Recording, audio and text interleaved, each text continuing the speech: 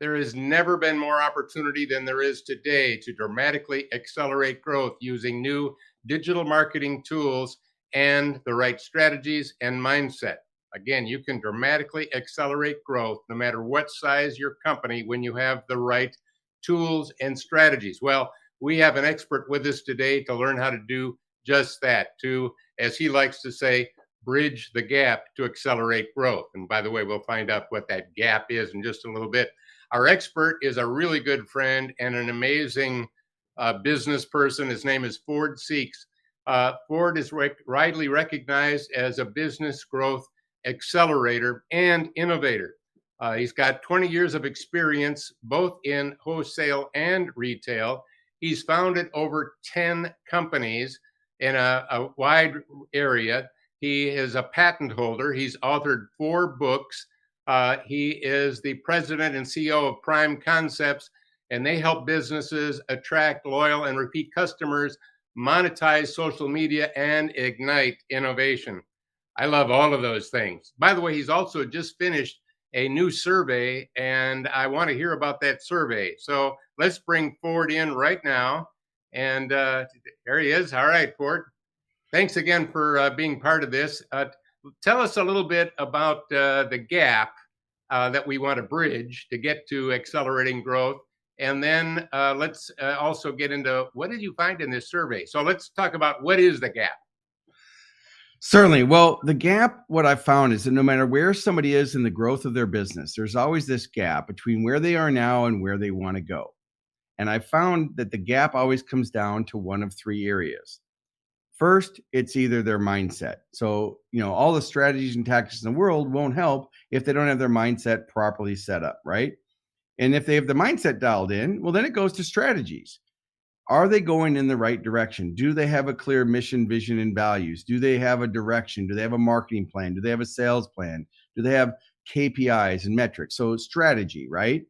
And then if they have the mindset and the strategy, then the third component of the accelerated growth system and the gap is the tactical. Now that we know that we have our heads on straight and everybody's in the right direction and we have the strategies, well, then it comes down to tactics. What do you do on a Wednesday morning at 9 a.m.? Like, are you spending time on your highest and best use activities? So the gap for any business is the difference between where they are and where they want to go, and how do you close that gap strategically and shorten the sales cycle and accelerate your business. Excellent. And of course, one of the things that I like to do, as we will do in this, is to keep you from just being in a reactionary agile mode, because agility is reacting as quickly as you can to a problem after it occurs, to a disruption after it disrupts, to having an anticipatory mindset where you can see the disruptions before they disrupt, letting you be the disruptor or default to being the disrupted, and pre-solve predictable problems. So mindset is amazingly important. And secondly, I know Ford's going to help us do this because he's really good at doing this, and that is to think bigger about where you're trying to go, because there's a bigger big. And what you'll find out is through this interview, there's a lot more that you can do than you even knew you could do.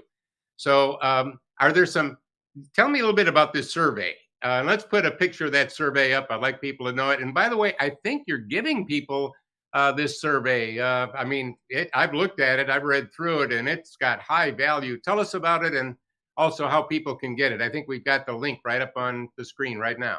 Certainly. So they can certainly get it for the listeners who are listening on audio at profitrichresults.com/research. You can put the graphic back up if you want. But it's /research. But really it comes down to 3 things. We did a nationwide survey to explore and uncover the specific qualities that drive growth, right? What really drives growth? We took a look at 3 areas. We took a look at how do you attract and retain top talent, and what does a C-level executive need to know about the things that they should look at in the culture that helps them make better decisions. So it's research-based, data-driven decision-making. And then we took a look at customer-centric behavior. What drives customers and clients to stay or to find a company? And how has that relationship in the buying process changed? And then the third part that we have in the survey was about the mindset behind how executives that are successful think, and the companies that are successful do some small nuances differently than everybody else that make a big difference. That's one of the things that I've always found, because I think both of us work with very smart, intelligent groups and people and leaders. And, we can take, when you're sharp, and I know all the people that are I'm watching this are totally very lost for sharp. her. When you take little things, you can make big differences with those little things. So, what are some, let's start with the last one, mindset. What can you share about mindset? Well, the biggest thing, and again, it's not what you know, it's how well you execute, right? So I think that when someone thinks about the mindset pieces, I think everybody listening or watching to this has a clear understanding of some things that they could do to be better. And so it's the first thing is, it's not what you know, it's how well you execute. So maybe you just need to go back and revisit some of the things that you should do. That's the first part. The second thing is, focus on what you can control, which is your attitude and your actions. Again, sounds like common sense, but common sense isn't always so common, is it, Daniel? So those are the first things. It's, really focus on your attitude and your actions. And so it starts with your attitude first, and cleaning up your own backyard before you worry about the neighborhood, right? I mean, there are a lot of companies that, when they want to bring a strategic consultant in or have a keynote, they say, well, we want leadership. And then you do the pre-event call or you do a strategy session, you find out, well, is it leadership? Is it team building? Is it overcoming change? Is it management? Is it all those different things? So the description of what those things mean. So the mindset piece is making sure that you have an open mind versus a closed mind, making sure that you're not a victim. And you're focusing on the things that you can do, and you have a process set up of what can you do to have a dynamic day, week, and month. And again, I can go deeper into all that. I don't want to. I could go an hour on that one topic, but I think the key action takeaway would be to have an organization think about their culture and their mindset. And if they were to ask all their staff and employees to describe their company, would all the answers be the same? What do you think? Well, I'm already thinking no, because I've worked with CEOs of the one of the top three auto manufacturers in the world, and we were talking about, is the future view of their employees aligned or not? And the CEO said, "Oh, they're aligned." So, well, let's find out. So we did a survey of his employees. By the way, we're talking of tens of thousands, asking them what's the future view of the company. And of course, they were all over the board, even from leaders, all over the board. And I asked the CEO, "So you're going to get to the future faster with that?" And you already know the answer. So Sure. we started working on alignment. Maybe you should be thinking about, and I'm not talking to Ford now, I'm talking about to all of the people out there, doing a little survey of your own people to find out how much alignment do you have. Another thing is there's all the things you could do. You know what? You'll never get to those. There's a Right. lot of things you should do. You know what? You're not even going to do those. You need to have a few things that you decide you must do. And by the way, when this is over, I would like you to write down a couple of must do's and take action on them. Because just listening to something like this and not taking action, frankly, you wasted your time. You should have done something else. But if you can take action on one thing you gain from this, this was well worth it. How about some of those other two areas, Ford? All right. So one thing I'm just going to recap on the must Oh do real yeah, quick. yeah, go for it. So no, just one thing. So one of the things that's really important is it's not about doing more, right? Sometimes it's people think, oh, I'm supposed to do more. Well, no. Sometimes the best way to success is to do less. So when you think about your must dos, think about something that you want to start doing, something you want to continue doing, and something you want to stop doing. Now, I don't know where I read that in some book or seminar 20 years ago, but it's still sage advice, right? So it's not about doing more, it's about doing more of the right things. Okay. So Yeah, let's well, to play off of that, I was just giving a speech, and I said I was watching an old Tarzan movie, and Tarzan goes through the jungle quickly by going from vine to vine, because running down on the floor of the jungle, there's a lot of lions and snakes and brush to slow you down. And when he's grabbing the new vine, what happens if he doesn't let go of the old vine? Forward motion stops. So instead of always just grabbing the new vine, and wonder why you're working more hours and have no life, the key is, what are you letting go of? And by the way, what do you let go of? The things that are becoming less relevant in a world of beyond exponential change. So if I'm bringing in something new that's more relevant to help me grow my business based on what Ford and I are talking about, and you don't let go of something that's now become less relevant, you will burn out, and so will your people. Yeah, and again, not to piggyback because we want to get to I some know other we can topics. do this all day. It's kind of fun. But no, but it's like all these things spark Fordisms or something. And it's like I heard this years ago. You can't steal second base and keep your foot on first, right? And now if you got it, you got to let go and move forward. And sometimes that leap can be scary. And for the purposes of this interview, full disclaimer, this is for informational purposes only. And, don't, you need to look at this because we don't know your exact situation. So when we say let go, you can't blame us. You still have to do your due diligence. Okay. So let's go on to the second piece, which is strategy. And again, Daniel, there's no one I think more about strategy than you. Your presence on LinkedIn and your books way back from the very beginning with Techno Trends and everything you've done. You've always been the futurist of knowing what's next. I mean, that's your brand. You're the guy if brands want to know what's next. So certainly, and we know that this is more of an interaction interview than just a featured interview with just me, right? So for me, strategy is really having a North Star, having a clear vision of where we're going to go and getting everybody in alignment. And of course, this sounds like a bunch of buzzwords, but you really can start, like you said, with a survey to your team and say, I do two things. I'll say, how would you describe us to another company? What do we stand for? I'll have things in the questions like, and again, this is just top of mind. What would you say to your friends that you do for a living? And I always want my employees, my staff at my agency, and I run an agency called Prime Concepts, primeconcepts.com. You can Google it later. But I always ask them, what do we do? And my team knows we help people find, attract, and keep their customers. So everybody here, if you ask them, what do you do? They better answer with, we help people find, attract, and keep their customers. Now, obviously, we've got customers, clients, depends on what kind of business it is. But I wanted to keep it simple. And there are so many companies that strategically have a mission statement or a vision that's like a cure for insomnia. If you can't sleep at night, print it out, put it in your bed and start reading it. We aim to be the strongest company in this market with this many people that, okay, that's great. And I'm glad. But the strategy, it really needs to be something that you can just say quickly and easily. Certainly you can have sub points. So the first thing is clarity is the first thing of strategy. Then, you talked earlier about thinking big. I think it's important when you do your strategic thinking to think about your strengths and opportunities and weaknesses and threats and everything like a SWOT. But I also think in addition to thinking big, which I mean, that's my license plate. I have a Jeep Rubicon and my license plate is THNKBIG, right? Think big. I think it's 7 letters. And it's great to think big. But here's a nuance that over the last few years I've learned, and maybe it's with my age. You need to think big. But if you just think big, you're going to have such big goals that you might never get started because they're too overwhelming. And so then every year you see the same goal and you keep the same goal and the can just gets kicked down the street.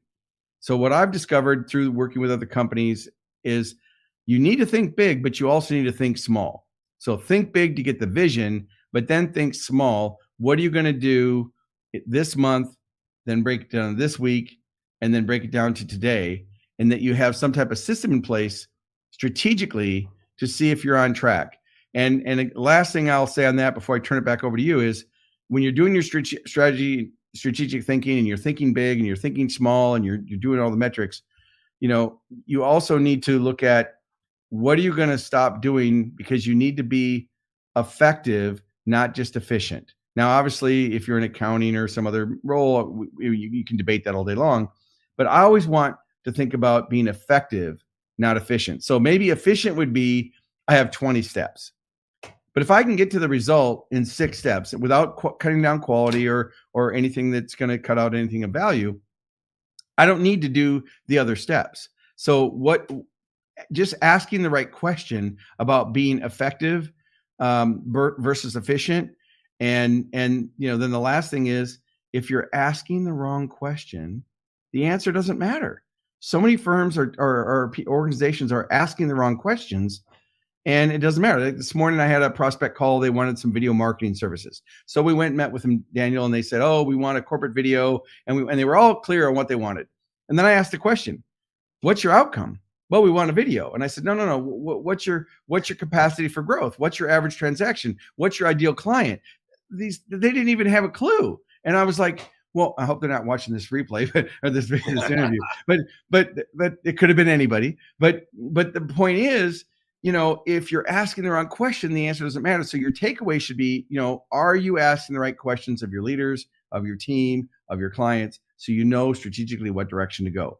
Now, how would you define strategy? Because I know you've got a whole different process. Yeah, well, to tie into what you're saying and kind of reinforce, when we come up with a strategy, one of the things I like to do, especially when I'm working with these leadership teams, in some cases Fortune 2 companies, what we do is we say, all right, so what are you doing in 24 hours? I didn't say a week. I said in 24 hours, because you can at least make a phone call. What are you doing in a week? What are you doing in a month? And then putting people and putting responsibilities. Who's doing it? And then we come out with, so we actually have from a 24-hour action out. And I got to say, I've started 6 companies that have done really well. I know you started 10. And one of the things that has really helped me is that when I hear something really good, I'm putting it into place immediately because, again, I took action in that 24-hour zone. So that would be number one. Number two is there are amazing technologies right now that let you automate things that you're currently spending a lot of time doing, that let you bring AI to help you with so much. There's all these tools. And as you know, I'm in my 39th year, holy cow, of publishing my technology trends list. And by the way, you can get that for free going to our website. Matter of fact, if you hold your camera up, take a little shot of that, you can get right to it and download it. And basically what I want you to do is to look through that and look at, are there ways that I can use tools to either automate or do things that I didn't even know was possible? That's where the thinking big comes in. And lastly, I've been writing about and speaking about taking problems and skipping them. So one way to make something happen in less time is to skip them. There may be some things on your list you wouldn't have to do. So use technology, do problem skipping, and what Ford and I were talking about. Ford, what's that third area? All right. So before I go into the third area, well, I'll just go into the third area. No. Go with your thought. And look, I know you. We've known you for 30-something years, and you're a sharp guy. So I don't want to shut down a good thought. Go for it. Well, okay. So, I run a marketing agency and I'm a Hall of Fame keynote speaker like you, and we, travel and we speak and train and consult.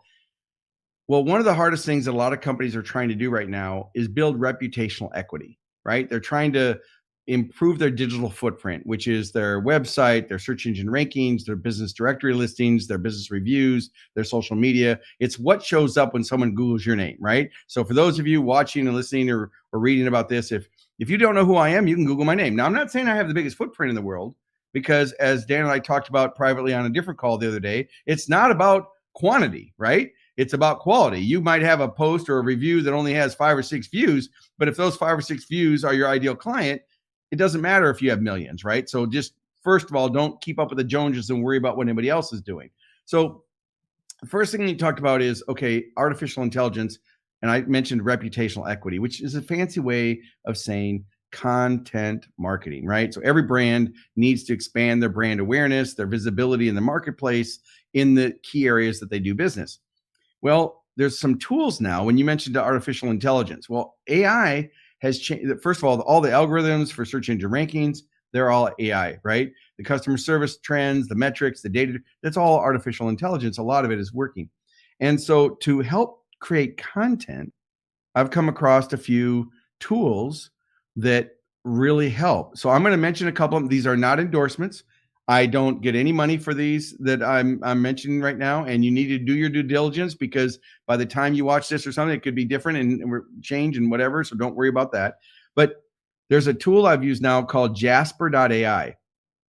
And Jasper.ai is a service that lets you put in key themes, and it goes out and it searches the search engines for similar articles, and then it writes an organic article. So to write a blog post on leadership or change, now obviously, as leaders, we have to put our own voice on it. But what it does is it starts a foundation. So maybe I'll use 20% of what the AI writes, but it gives me a narrative, and I can add my other 80% to it, and it's mine. And it's not plagiarism or anything else. So artificial intelligence, if you fast forward, just think about how this is going. Self-driving cars, artificial intelligence, jobs are going to change, behaviors, like our whole world is going to be disruption. So as a leader, strategically, and that's the concept that we're on right now, you've got to look at what's coming down the road that could dramatically impact it. Like, for example, I had a lot of attorneys that were clients of mine when Uber came out. Well, after Uber and then Lyft and all the other automated, the rideshare companies came out, DUIs went down by like 80%. And so all these attorneys that had all their clients because of drunk driving lost all their business because of disruption on rideshare. So and again, we could go on all day with that, but I just wanted to mention that AI, there's lots of tools out there now that can help you with content and content development. All right. So the third piece is tactical, right? So if you're going to accelerate your growth, my system is, mindset, strategy, and tactics. It's, are you doing the right things? And are you really doing the tracking? So one of the things I use for my tracking is we have a position description for everybody in my organization. It has MTOs, which is minimum, target, and optimal. So we're measuring what success looks like by the minimum, by the target, and by the optimal. And then we also have, I'm just going to see if I can find it real quick off my computer here. We also have working standards. And so working standards is, and I'm just pulling up, I'll just read it to you. We don't have to show a graphic or anything, but we want to know, so before anybody on my team starts anything tactically, we want to know, is there a clear understanding of what success looks like? So for you, whatever you're doing, so we want them to be curious. We want them to ask questions. We want them to pause and think. So there's 4 parts to it: clarity, roadmap, resources, and celebrate. Clarity is, what are the expectations and the goals? What are the milestones? What are the deadlines? And are these hard or soft milestones and deadlines? Now, I think I got that from your third book or whatever, because some of them are hard and some of them are soft. And I know you'll speak to that. Number 2, roadmap. Have we solved this before? So whatever we're trying to do, let's not reinvent the wheel. Is there a best practices? Is there a standard operating procedure, an SOP? Do we need strategic advice, or is this just tactically that we can execute? And then the third part is resources. Make sure that whoever's working on whatever the task or project is, do they understand all the instructions? Do they have the components, the assets, the elements, and the specs? So often people start going and they don't know what success looks like. And then the fourth part of it is really celebrating. Are you celebrating success and making sure that you're not just critical? And I know for me, and my team's watching this too, I can tend to be a little critical, right? If you look at the DISC profile, you have the dominant and the influential and steady and, conscientious. I can be all 4, but in business, I'm kind of the dominant one. I'm, the leader. And then I'm also influential because I'm a thinker, right? Doesn't make me right. My first marriage proved this, right? We're not talking about right and wrong here. We're just talking about different styles, and there's different styles to everybody, and appreciating the different styles. So that's a lot to take in this little point, but I would sum it up by, do you have a plan? Do you have a plan for measuring the success? And what are you doing to stay on track? That's all. What would you say about some of those things as far as tactic and that? I love all of that, Ford. It's all really great. And there's another metric I like to do, and that is what does failure look like? Because one of the things that's really helped me in business, remember, I started out teaching biology and physics. When I started my first company, I did well very quickly because, number one, I didn't compete because I didn't know how to compete. So I looked at what the competition was doing so that I knew what not to do. Yeah. And that helped amazingly. And secondly, I had to learn how to fail fast because I couldn't afford to fail slow. So what I discovered was I needed metrics for failure, because I think I've seen so many businesses of all sizes that are working on something and they keep working it and working it and working it and failing and failing and failing and tweaking and tweaking and tweaking. And at some point, it's like, this is not an accelerator. This is a giant brake. And you're putting your foot on the brake here. So I want to be able to fail fast so that I can learn faster. So one last little comment on that, and that is, we have postmortems to see why something didn't work. Being anticipatory, I like to teach people to do premortems and really do what are all the possible ways this could fail before you put it out, pre-solve all of those problems. And when you put it out, you'll move along a lot faster. Ford, anything else from your survey that you learned that would be good to serve and good to share? And remember, he's letting us have this survey. I recommend you get it right away. Number two, hey, before I let you answer that, Right. Ford has like I said, 4 books. You ought to read them all. Put it up. I'd like you to, Stephanie, check out Superpower. The other ones are really great too, but that's his latest one. Really good. I would really highly recommend it. Get it on audio if you'd rather listen. Read it if you'd rather read, but get that book. All right. Let's go back to we've got and just for shameless plug, obviously you can go to Amazon, you can get it all, and we've got the hardback, the paperback, and the Kindle version, so you can get it whatever way that that you like to do. All right, so real quick on something that we touch on as we wrap this up and go from that and look at the survey is, I've had 17 companies. 3 were highly successful. The other ones were average. I never went bankrupt, but I did close a few down that just weren't really successful. So I've probably failed more than I've succeeded. And I think if you talk to most successful people, they would tell you the same thing. So by no means am I acting like I've figured it out. If there's anything I've learned, and another sage advice is, the more I learn, the more I know I don't know, right? And the scariest people to me are the people who think they know everything. They don't know what they don't know, and they don't even know they don't know it, right? So they just think they're a know-it-all, and they're not even coachable. They're not even open-minded for another perspective. So, just make sure that you're coachable and you're always interested in learning and growing, because I've taken a whole bunch of notes just sitting here during the interview, right? So that I can go, we need to go meet with my team about how do we fail fast and how do we do the pre-mortem, right? Because I'm like, okay, we need to do more of that with our clients. So, you can always learn everywhere. And that's really the beauty of the Opportunity Hour, conversation with the master. That's what this whole thing is about, is one insight. It's not necessarily come to get the idea. It's the catalyst for change. And what I would say about the survey is just go get it. It's multiple pages. It's like 40 pages, and it covers those 3 areas. So I would just say, if you want employment strategies to drive growth, if you want behavioral drivers, and if you want the business leadership, there's insights, but I think it might take us off on track to a whole nother conversation, because there's a lot of insights in there about the generational differences and how the generations react to change. And whoops, I don't know why that's on. Let me turn that off. Sorry about the little background noise there. No that up. Sorry.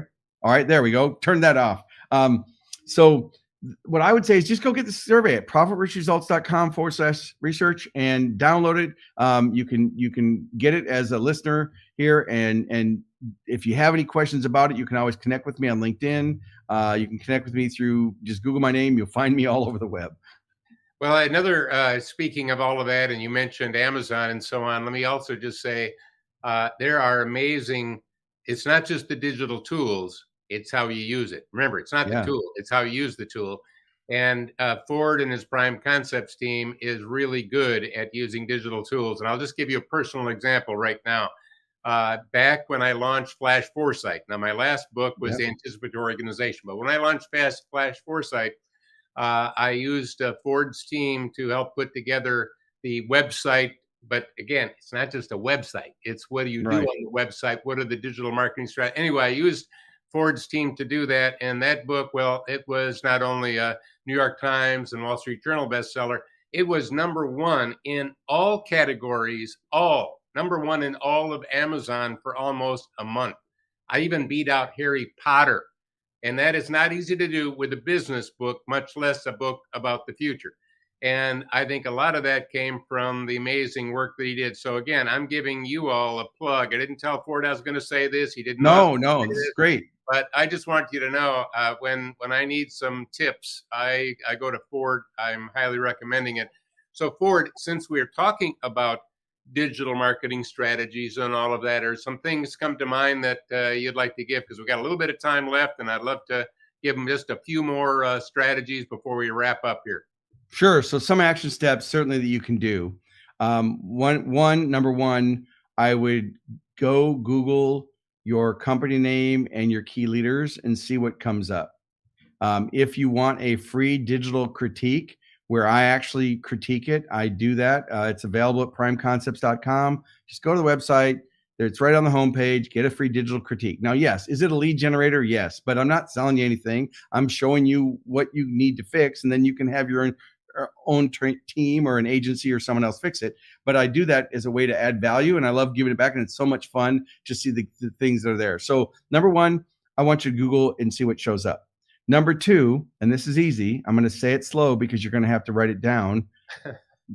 You need to go to Google and type the word site, like website, SITE, and then your website. So don't do the HTTPS and all, just site, fill in your website. What that's going to do is that's going to show you exactly how many pages Google has listed for your business website. And it's also going to show you what the page titles and the descriptions are. And so that's the first place I look at with a prospect when they say they want help. And you can do this yourself. It's a Google tool, but a lot of people don't know about it. It's a free service. You can it's Google, right? So you just go to Google and you type in site : That's going to show it up. Now, if you're a dentist or a doctor or a manufacturer, pharmaceutical or insurance or real estate, if your website comes up and all it has is your company name and it doesn't have any keywords, well, guess what? You're not going to be ranked properly on what you do. So that's just one tip. We could certainly go longer on just that part. So one, Google what shows up. Two, look at site : Number three, I want you to go to your website and I want you to look at it on a mobile device, on a digital pad, on a laptop and a desktop. And I really want you to put yourself in the mind of an ideal prospect. So you decide. And if it's your company and you're trying to attract top talent, maybe you're going through staffing changes and you're trying to attract new staff, then I want you to put yourself in the mind of that candidate who might want to come to work for you and see what shows up. What are your Google reviews? What does your website have? Are you answering the questions on the narrative on your website so people understand what you do? Now, when I look at a website, Daniel, what I look at is a few things, and I'm going to say it. And for those of you watching this, you can always hit replay and pause it and stop it and take notes because I'll run through it. But you have to have a benefit headline. Then you have to have a subhead. So it should say headline, subhead, some type of magic story or hook. That's number three. Features, some type of solution, social proof, credibility, call to action. I'll say it again.